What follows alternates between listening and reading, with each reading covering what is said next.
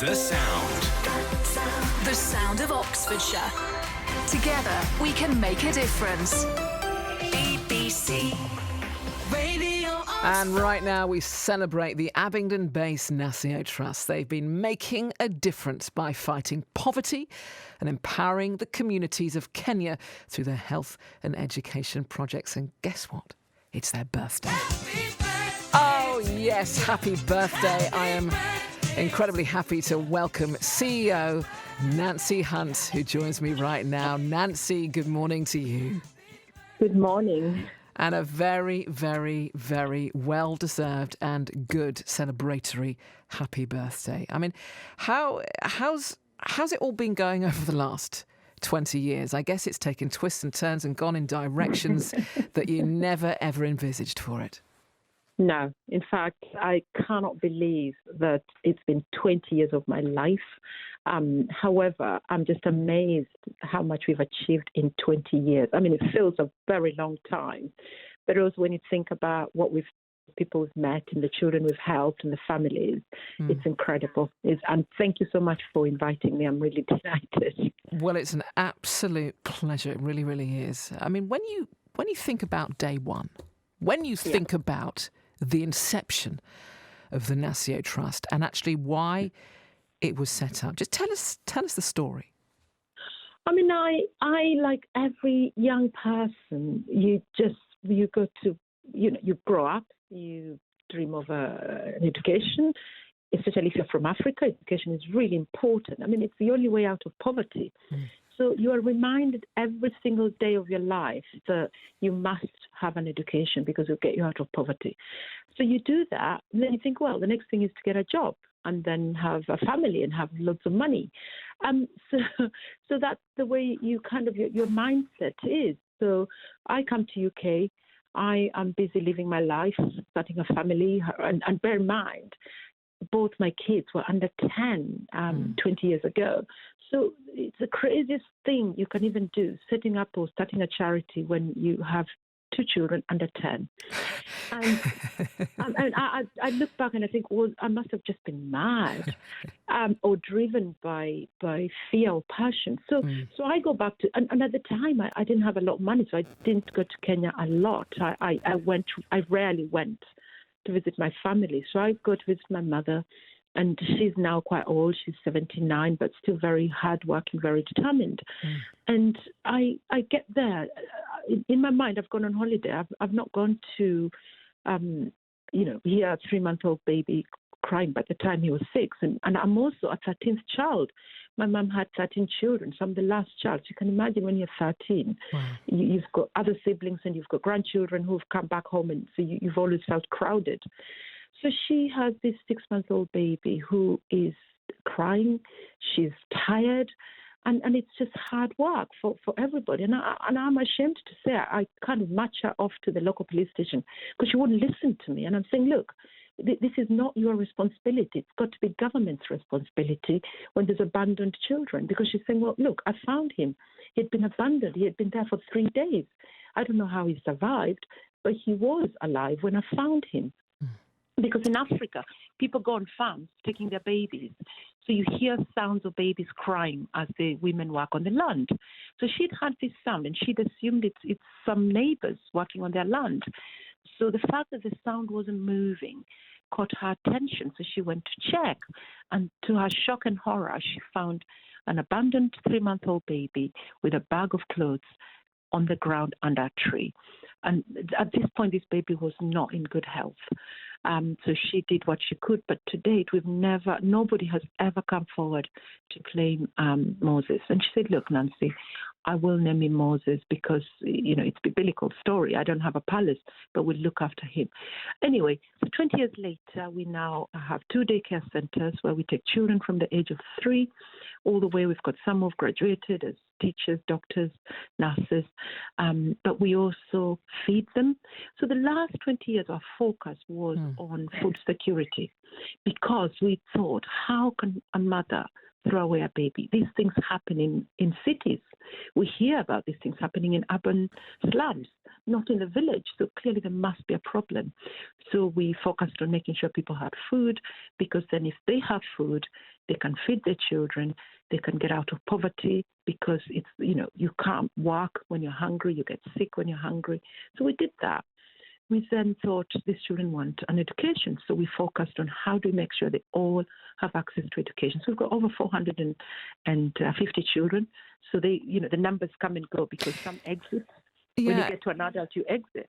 And Nancy, it's amazing, really, actually, that it was all, it was the legacy of this 3-month-old baby, really, Moses. And actually, I just want to refer to my colleagues, actually, at South Today, because they set up a little surprise for you on Tuesday with Moses, didn't they? So let's just have a listen to this moment. So I'm actually privileged to be volunteering at the medical center, because most of them after school, they just sit back and wait to join college.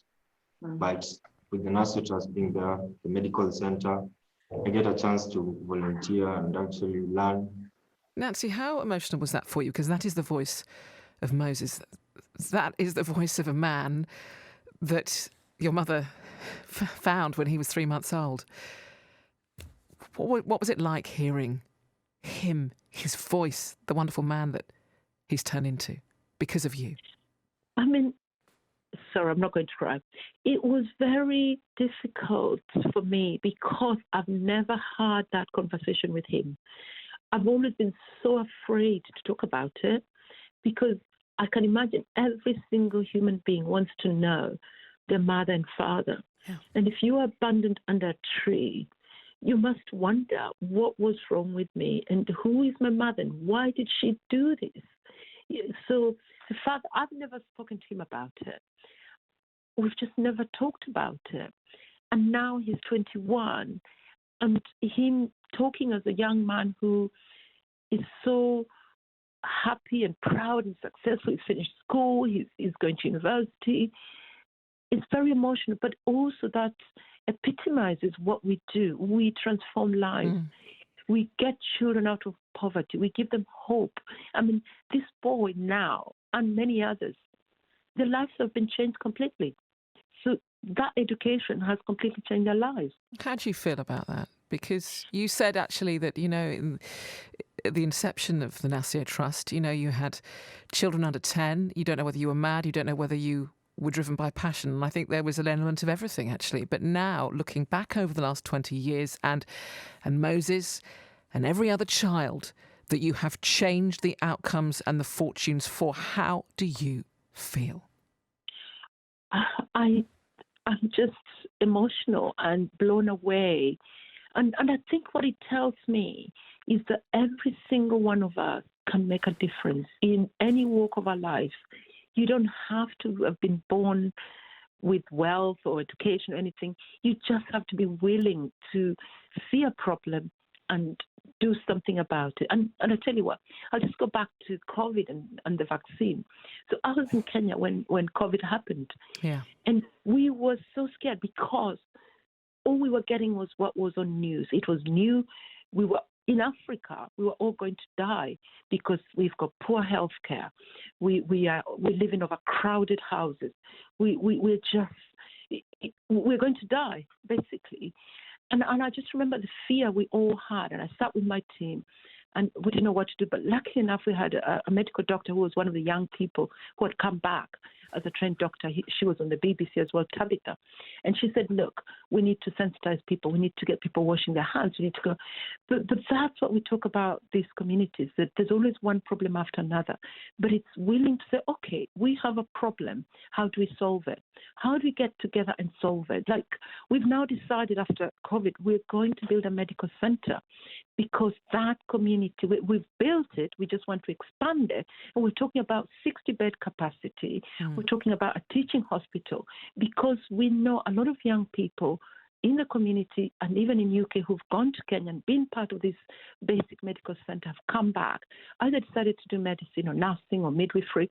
So we want to create that opportunity for everybody who is aspiring to be a doctor. So that in the next 20 years, this place can be a place that actually provides healthcare, good quality healthcare, but also provides an opportunity for any aspiring young person that wants to go into medicine.